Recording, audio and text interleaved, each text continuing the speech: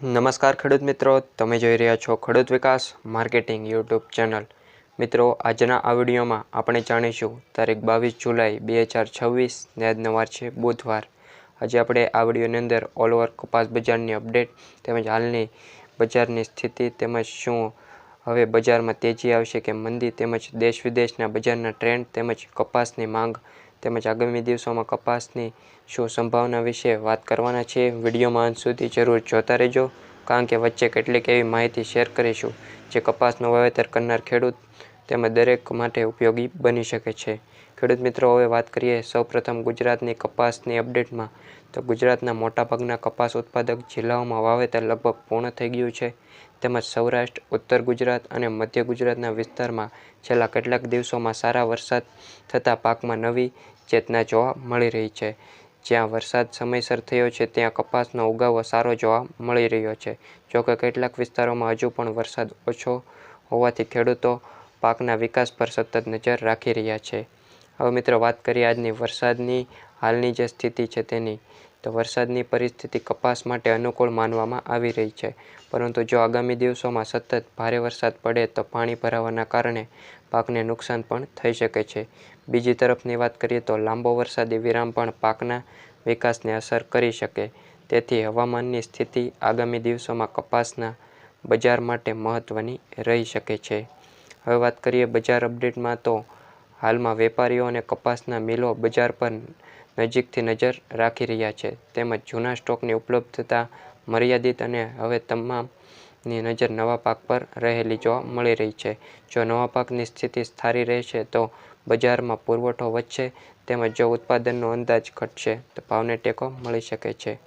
હવે મિત્રો, આપણે આજના અમુક માર્કેટ સેન્ટરના હરાજી મુજબના ભાવની અપડેટ આપીશું, જેમાં નીચા ભાવ અને ઊંચા ભાવ કહીશું। ત્યારબાદ MCX અપડેટ પણ આપણે કપાસ બજારમાં હાલ શું સ્થિતિ ચાલી રહી છે તેની કહીશું।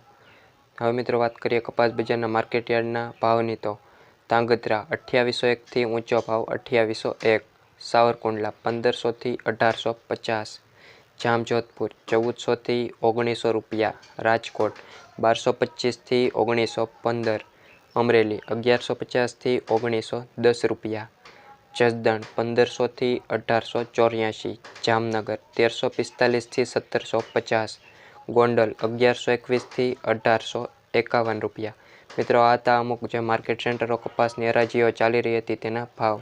તેમજ મિત્રો, ઘણા મિત્રો MCX વિશે પણ પૂછે છે। અહીં એક મહત્વની વાત સમજવી જરૂરી છે, કપાસનો મુખ્ય ભારતીય વાયદો હાલમાં MCX પર સક્રિય રીતે ટ્રેડ થતો નથી। કપાસના આંતરરાષ્ટ્રીય ટ્રેડમાં તે વેપારીઓ સામાન્ય રીતે ICA, કોટન ફ્યુચર અને સ્થાનિક કપાસ બજારના સંકેતો પર નજર રાખે છે, તેથી સોશિયલ મીડિયા તેમજ કોઈપણ વિવિધ માધ્યમો દ્વારા કોઈપણ MCX રેટને ચકાસ્યા વગર સાચો માની લેવું યોગ્ય નથી જોવા મળી શકતો। હવે મિત્રો, વાત કરીએ MCXના 29 mm કપાસના ભાવની જે અપડેટ છે તેમાં, તો 29 mm કપાસના ભાવ પર સ્થાનિક માંગ, નિકાસની સ્થિતિ, મિલોની ખરીદી અને નવા પાકની અપેક્ષાઓની સીધી અસર પડે છે। સારી ગુણવત્તાના કપાસને હજુ પણ બજારમાં વધુ માંગ મળી રહી છે। ગુણવત્તા જેટલી સારી હોય તેટલો સારો ભાવ મળવાની સંભાવના રહે છે। ખેડૂત મિત્રો, આગામી દિવસોમાં 3 બાબતો પર ખાસ નજર રાખજો। પહેલી, વરસાદની સ્થિતિ, તેમજ બીજી, નવા પાકનો વિકાસ અને ત્રીજી, મિલોની ખરીદી અને નિકાસની માંગ। આ ત્રણેય બાબતો કપાસના ભાવની દિશા નક્કી કરવામાં મહત્વની ભૂમિકા ભજવી શકે છે।